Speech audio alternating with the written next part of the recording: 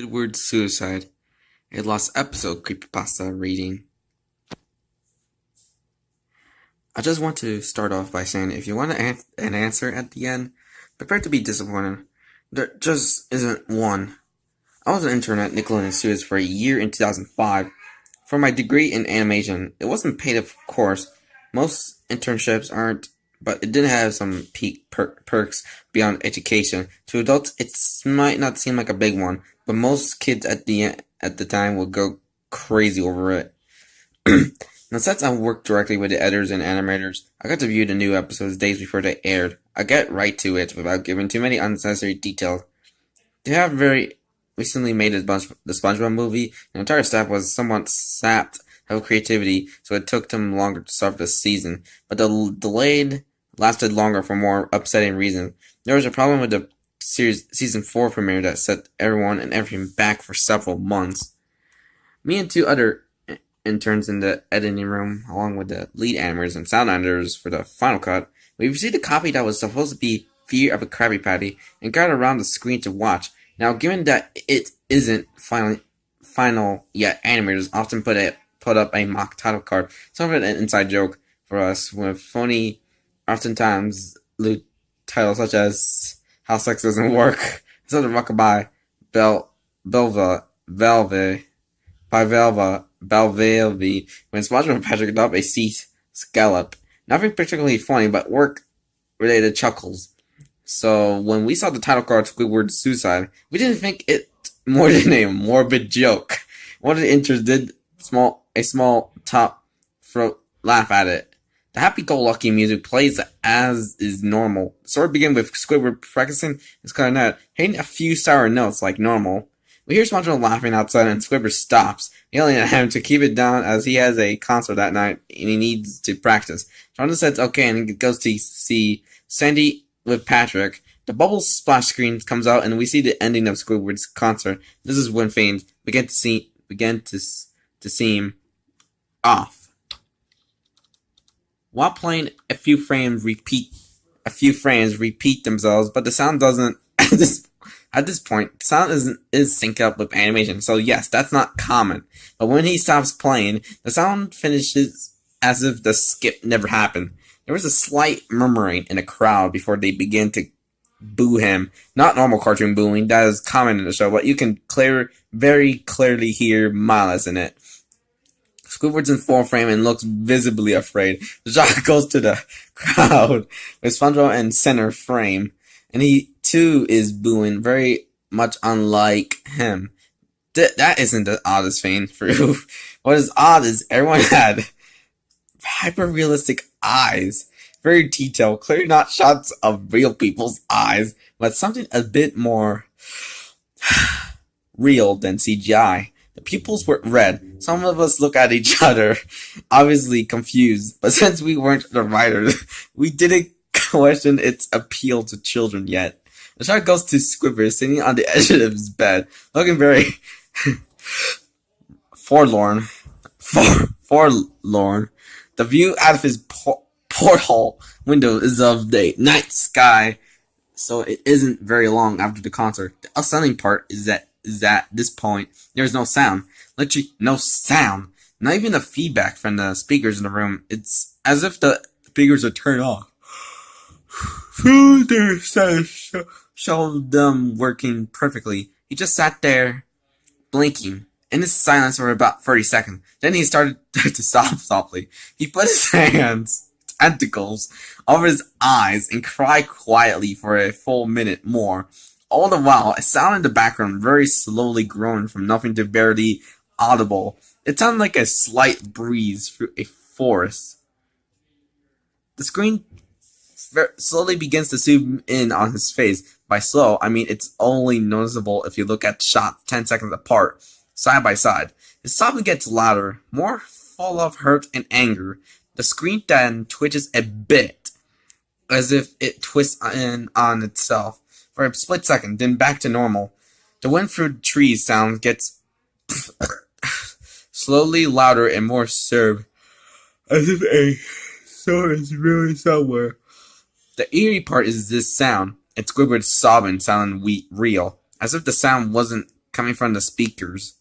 But as if the speakers were holes, the sound was coming through from the other side. As good a sound as the studio likes to have, they don't purchase the equipment to be that good to produce sound of that quality.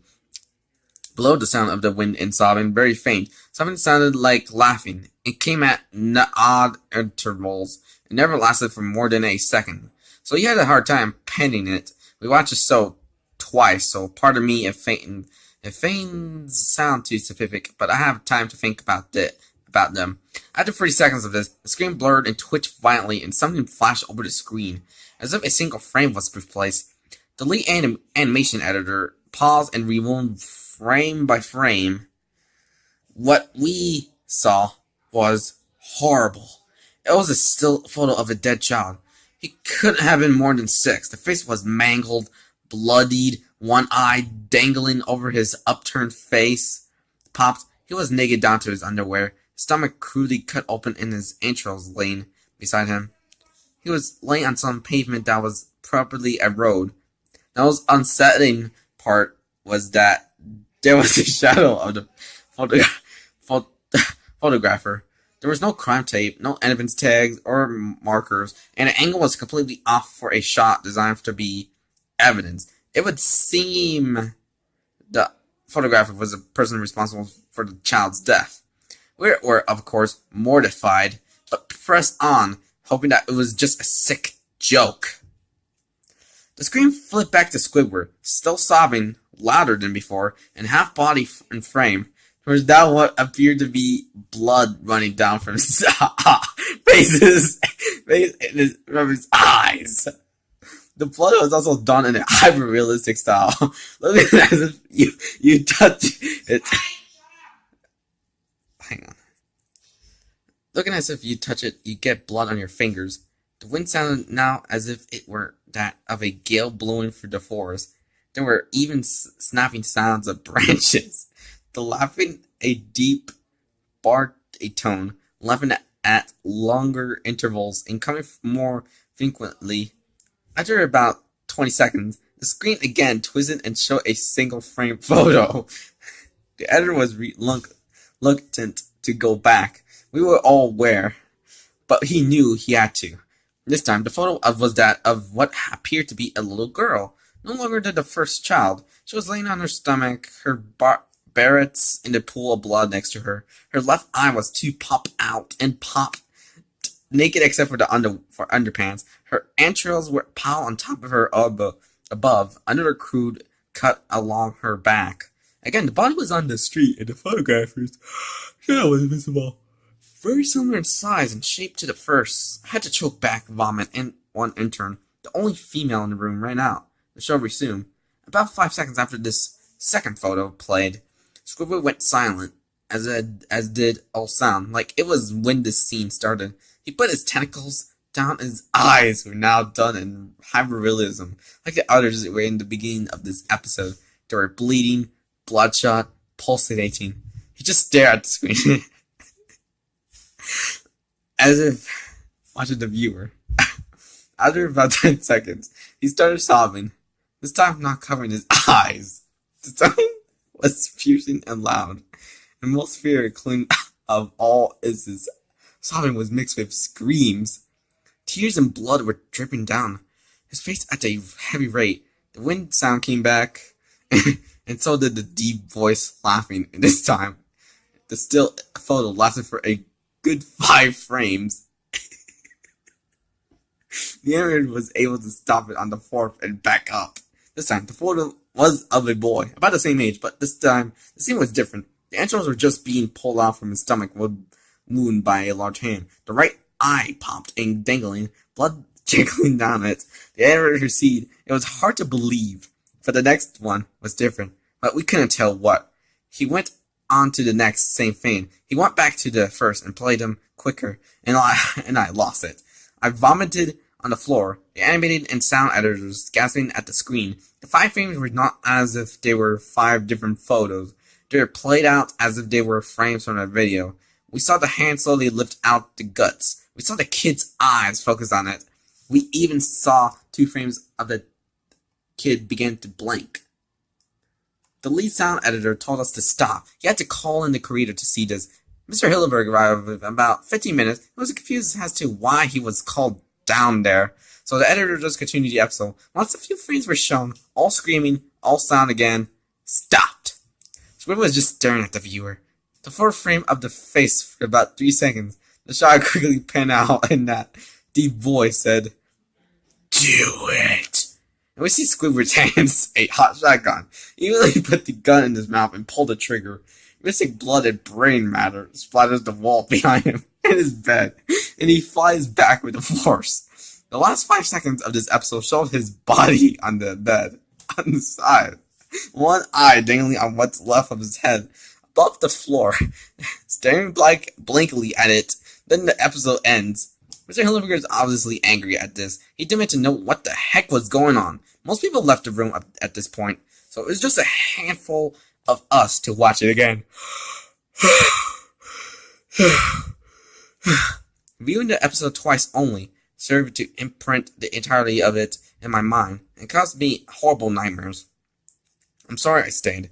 The only theory we could think of was the file was edited by someone in the chain from the drawing studio to here. The CTO was called in to analyze when it happened. The analyze of the file did show it was edited over by new material. However, the timestamp of it was merely 24 seconds before we begin viewing it. All equipment involved was examined for foreign software and hardware as well as glitches. After the timestamp may have glitched and showed the wrong time, but everything checked out fine. We don't know what happened, and to this day, nobody does. There was an investigation due to the nature of the photos, but nothing came of it. No child scene was unidentified. No clues were gathered from the data involved, nor physical clues in the photos. I never believed in unexplainable phenomena before, but now I have something happen and can't prove anything about it beyond anecdotal evidence. I think twice about things.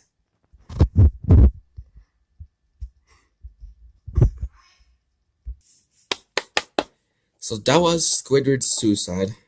Final thoughts. Possibly a pretty good last episode of Creepypasta. Yes, I know there's some cliches like a hyper-realistic blood cliche,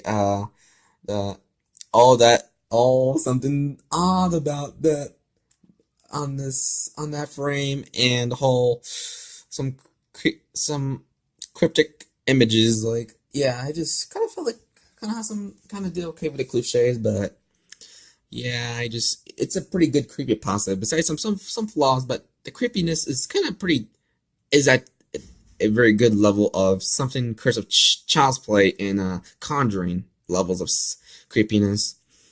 And the whole mystery about the child is actually has lots of clues on what happened to those kids. Like, yeah, it's freaking FNAF before FNAF is a thing. So yeah, I hope you enjoyed this video, and bye-bye. And stay tuned for the grand finale of the Halloween Creepypasta Marathon, which is going to be Jessica, a Pokemon Creepypasta. Hope you enjoy it. Bye-bye.